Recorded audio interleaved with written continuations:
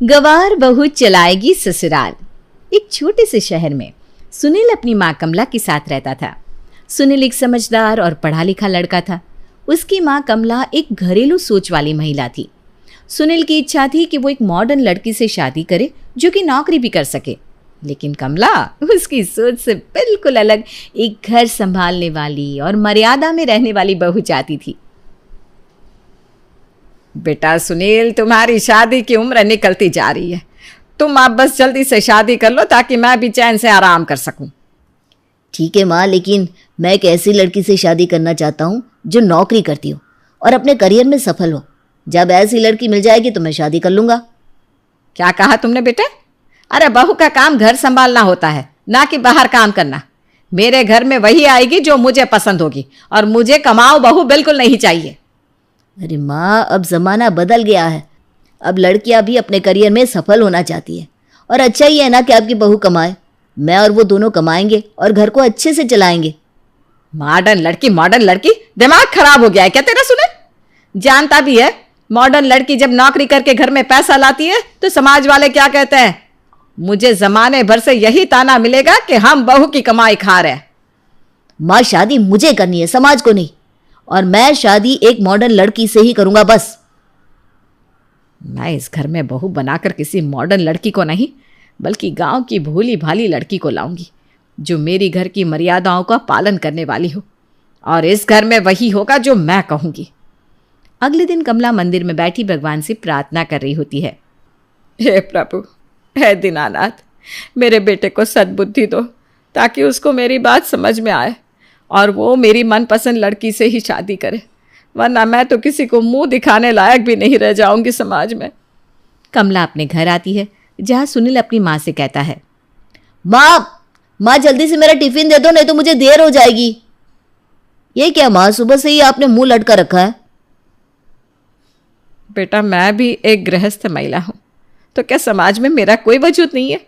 मैंने कितने प्यार और त्याग से तुझे पाला है, लेकिन आज तुझे मेरी बात की कोई कदर नहीं है। ठीक है माँ, मैं शाम को इस बारे में बात करूंगा, अभी मुझे लेट हो रहा है। सुनील ऑफिस में बैठा अपनी माँ की बातों को याद करके इमोशनल हो रहा था। माँ सही तो कहती है, उन्होंने पापा के बिना मेरी परवरिश कितनी कठिन परिस्थितियों में की है। मुझे उनकी बात मान लेनी चाहिए।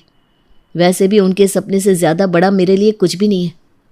तो अब मैं माँ की पसंद की लड़की से ही शादी करूंगा। शाम के समय, अरे आ रही हूं भाई, कौन इतनी तेज दरवाजा पीट रहा है? सॉरी माँ, मुझे माफ़ कर दो, मुझे आपकी भी बात समझनी चाहिए थी। अरे क्या हुआ बेटा, और आज तो इतनी जल्दी कैसे आ गया? माँ, मैं तुम्हारी सब बात मानूंगा। तुमको मेरी जहाँ शादी करवानी है करवा दो। मैं तुम्हारी पसंद की लड़के से शादी कर लूँगा। मैं वहीं खुश हूँ जहाँ आप। जीता रहे मेरा लाल, आज तूने मुझे बहुत सारी खुशियाँ दे दी है बेटा। अगले दिन कमला अपनी पड़ोसन विमला से सुनील के लिए लड़की की बातचीत करती है। अरे कमला, मैंने सुना है सुनील की शादी की बात चल रही है। कोई लड़की देखी तूने? हाँ, लेकिन मुझे ना एक घरेलू लड़की चाहिए जो मेरे घर का ध्यान रखे। जैसे मैंने अभी तक सब चलाया है, आगे भी वो चलाए। सही है। वैसे भी आजकल की लड़कियां तो बस नौकरी करना चाहती हैं। बताओ भला, नौकरी क्यों करनी है जब पति अच्छा खासा कमा रहा है? पैसों की तो कोई कमी है नहीं। हाँ, मुझे भी यही चिंता है कि आज के समय में हमारी परंपराएं निभाने वाली लड़की कैसे मिलेगी। ऐसी लड़की मिलना भी बहुत मुश्किल है। बहुत खोजबीन के बाद कमला सुनील की शादी गांव की भोली भाली मधु नाम की लड़की से करवा देती है। देख बेटा, मैंने तेरे लिए कितनी सुंदर लड़की पसंद की है, और ये घरेलू भी है। अब मेरे बाद यही इस घर को चलाएगी। माँ, आपने जो पसंद किया सही किया होगा। मैं खुश हूँ कि आपको आपकी पसंद की बहू मिल गई। और मैं अपने बेटे की शादी किसी भी लड़की से करा देती क्या? अब लाई हूं ना मैं लाखों में एक बहू। माँ, अब तो आप खुश हो ना कि मैंने आपकी पसंद की लड़की से शादी कर ली? अरे हाँ बेटा, बहुत खुश हूँ। मेरी बहू लाखों में एक है। हीरा ढूंढ के लाई हूँ मैं अपने बेटे के लिए। आज तो मुझे सारे जमाने की खुशियाँ मिल गई है। तभी कमला मधु से कहती है, बेटा, आज से ये घर तुम्हारा है, इसे अच्छे से संभालना। ये लो घर की चाबियाँ। जी माँ जी, मैं अपनी पूरी कोशिश करूँगी कि मैं आपको कभी शिकायत का मौका ना दूँ। देखा सुनील, ये होते हैं घरेलू बहू के लक्षण।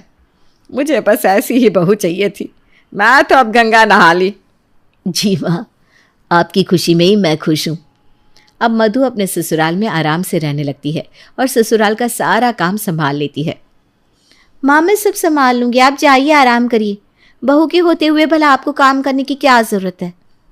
ठीक है बेटा, लेकिन अगर कुछ चाहिए तो मुझे बताना। हाँ, अब से ये घर और हम सब तुम्हारे ही है, ज़्यादा संकोच मत करना।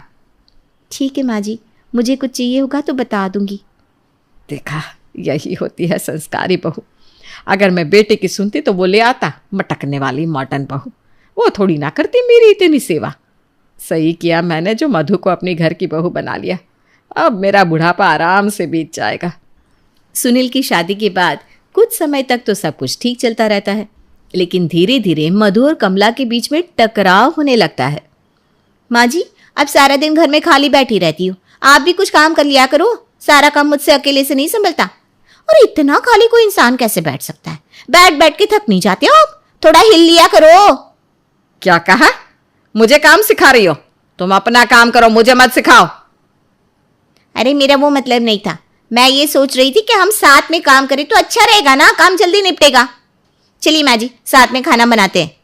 अरे नहीं, मैं नहीं बनाऊंगी। तुम्हारा काम है, तुम करो। और अब तक तो मैं अकेले ही सब काम संभालते आई हूं। तू कल की आई लड़की मुझे काम के लिए बोल रही है। मैं आज ही अपने बेटे से बोलकर तेरी खाट खड़ी करती हूँ। अरे माँ जी, मैं तो बस इसलिए कह रही थी कि आप थोड़ा बहुत काम करोगी तो आपकी सेहत अच्छी बनी रहेगी ना। अरे भाई, मैं तो आपके भले के लिए बोल रही हूँ। मुझे समझाने की कोशिश मत कर बहू। और तुम क्यों मुझे बार बार काम के लिए कहती हो? अपने काम पर ध्यान दो। मुझे क्या करना है क्या नहीं, ये तुम मुझे नहीं बताओगी। अरे माँ जी, आप ऐसा क्यों कह रही हैं? मैं तो सिर्फ मदद करने की कोशिश कर रही हूँ। बाकी आपको मेरी बात नहीं सुनी तो मत सुनो। चुप रहो, चुपचाप काम करो अपना। अब अगर ज्यादा कुछ बोली ना तो अच्छा नहीं होगा। कमला मधु पर चिल्लाकर वहां से उठकर अपने कमरे में चली जाती है। इसी बीच कमला की पड़ोसन विमला का आना जाना शुरू हो जाता है और वो कमला के कान भरने लगती है। और सुनाओ कमला बहन, कैसी हो? सास बनकर मजे ले रही हो ना? सास बनने का भी ना अपना ही सुख है। ठीक है विमला, आओ बैठो। काहे का सुख बस चल रहा है। तुम बताओ कैसी हो? मैं तो एकदम बढ़िया। वैसे मेरी छोड़ो, तुम्हें पता है कमला बहन, मैंने कल तुम्हारी बहू मधु को बाजार में देखा था। अच्छा, तो ये कौन सी बड़ी बात है? अरे कमला बहन, बुरा मत मानना, लेकिन तुम्हारी बहू ना बड़ी घमंडी है, एकदम नकचड़ी। अरे ये क्या कह रही हो? मेरी बहू ऐसी नहीं है। मतलब मुंह फट है थोड़ी सी बस। अरे सच कह रही हूँ बहन, मैंने उसे आवाज दी लेकिन उसने मुझे देखकर अनदेखा कर दिया, जैसे मैं उसे काट ली थी। तेरी बहू में ना कुछ तो गड़बड़ है। हो सकता है, मधु है ही ऐसी। मुझे अब उस पर ध्यान रखना होगा। अच्छा कमला बहन, अब मैं चलती हूँ। तुम अपनी बहू पर नजर रखो, हाँ, कहीं हाथ से निकल ना जाए। फिर मत कहना मैंने बताया नहीं। अरे हाँ हाँ ठीक है।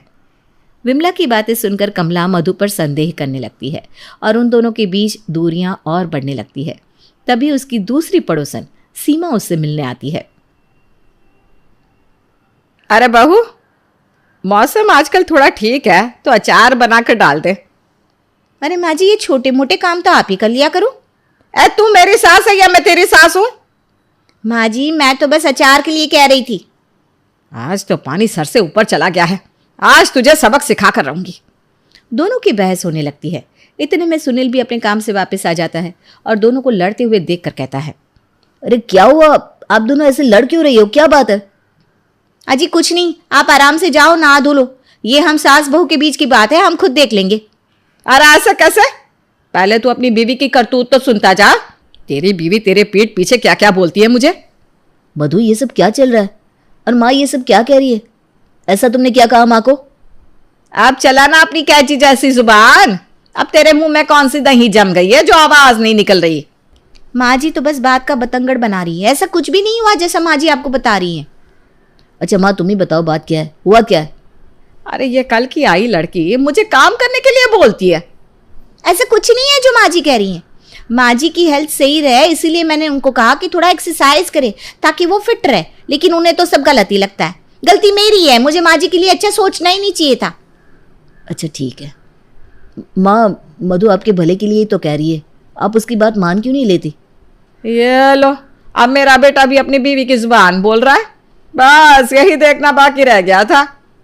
माँ, आप दोनों का रोज का यही है। अब से ना मैं आप दोनों को कुछ भी नहीं बोलूंगा, जो आपको ठीक लगे करो। ऐसा कहकर सुनील वहां से चला जाता है। कुछ दिन ऐसे ही निकल जाते हैं। ऐसे ही एक दिन कमला बाहर बैठी थी, तभी वहां सीमा आ जाती है और कहती है, अरे कमला बहन, आज दरवाजे पर कैसे बैठी हो? ऐसा क्या ही कर दिया आपने जो आपको घर के बाहर बैठना पड़ा? अरे कुछ नहीं सीमा, बस ऐसे ही थोड़ी ठंडी हवा खा रही थी। मैं घर की मालकिन हूँ, मुझे कौन बाहर करेगा? अच्छा अच्छा, मुझे लगा तुम्हारी बहू ने तुमको घर से निकाल दिया।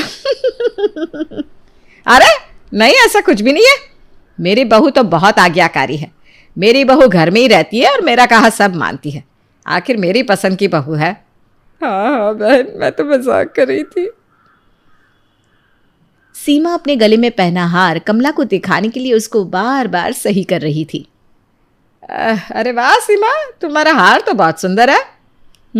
पूरे 1 लाख का है। मेरी बहू ने मुझे गिफ्ट किया है। अच्छा, तुम्हारी बहू ने गिफ्ट किया है? हाँ बहन, क्या बताओ, मेरी बहू तो बहुत मॉडर्न है। नौकरी करके खूब पैसा कमाती है और अपने पति का घर चलाने में साथ देती है। यह तो बहुत अच्छी बात है बहन। कमला को लगता है कि उसने अपने लड़के की बात न मानकर गलत किया, इसलिए वो सुनील से बात करने उसके कमरे में जाती है। अरे माँ, आओ बैठो। अरे मुझे बुला लिया होता।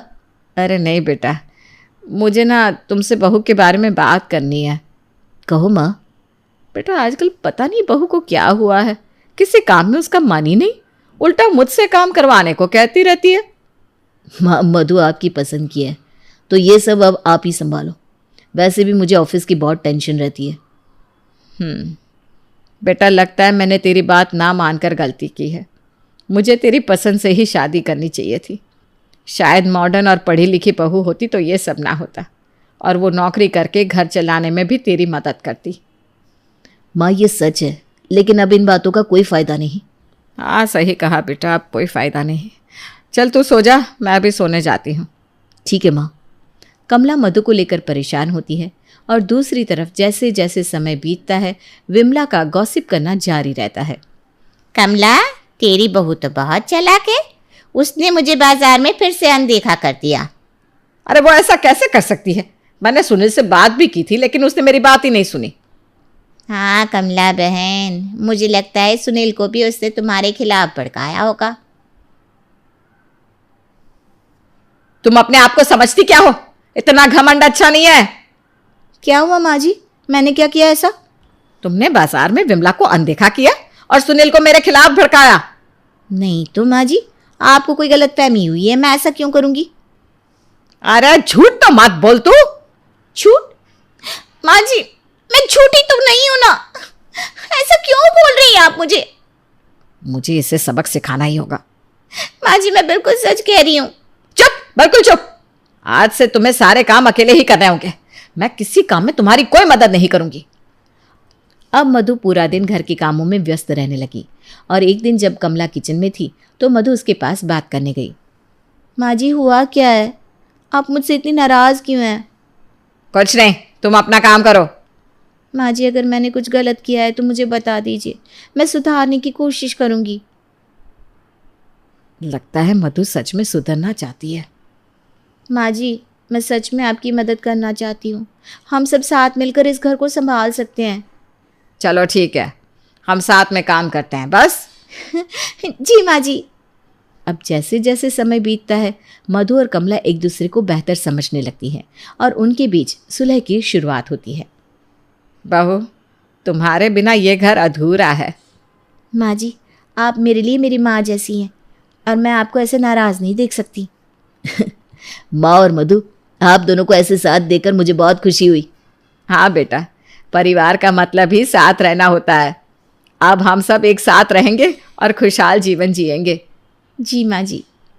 सब कुछ सही होने पर सुनील कमला से वो क्यों नाराज रहती थी ये पूछता है। माँ, मुझे लगता है अब जब आप दोनों आपस में बात करने लगे हो तो अपनी पुरानी गलतफहमियों को भी दूर कर लीजिए। हाँ बेटा, सही कहा। माँ जी, आप मुझसे इतने दिनों से नाराज़ क्यों थी? अरे बहू, मुझे विमला ने तुम्हारे लिए भड़काया था। तुम बहुत घमंडी हो, ऐसा कह रही थी। माँ, अगर आप अपने गुस्से और अहंकार को छोड़ देती और सीधे आकर मधु से बात कर लेती तो ये सब तो नहीं होता। हाँ बेटा, मुझे अपनी गलती का एहसास हो रहा है। माँ जी, बाहर के लोगों का ना काम ही होता है दूसरों के घरों में लड़ाई करवाना। बेटा मुझे माफ़ कर दे, मैंने तुम्हें बहुत परेशान किया। ना ना माँ जी, आप ऐसा मत कहिए। मैं आपकी बहू नहीं, बेटी हूँ, इसलिए आप मुझसे माफ़ी मांगकर मुझे शर्मिंदा ना कीजिए। अब हम सब मिलकर इस घर को खुशियों से भर देंगे। हाँ बेटा। सुनील, मधु और कमला ने अपने परिवार को फिर से एकजुट किया और अब वो सब मिलजुल कर खुशी से रहने लगे। कमला ने भी अपनी गलतियों को समझा और अब विमला से गॉसिप करना छोड़ दिया। सुनील ने भी मधु को दिल से अपना लिया और परिवार में एकता और समझदारी की भावना मजबूत होने लगी और सभी एक दूसरे के साथ खुशहाल जीवन बिताने लगे।